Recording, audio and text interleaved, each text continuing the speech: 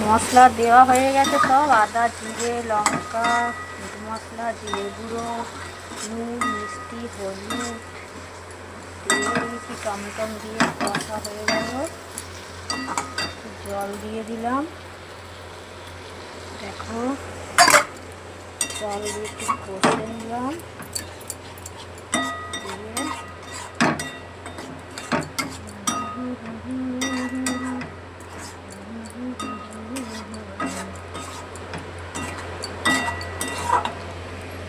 কষে নিয়ে বড়াগুলো আমি দিয়ে দেবো। বড়াগুলো দিয়ে দিলাম, দুটো বড়া রেখে দিই, ভাত দিয়ে খাওয়া হবে। দুটো বড়া রেখে দিই আমার বরের জন্য।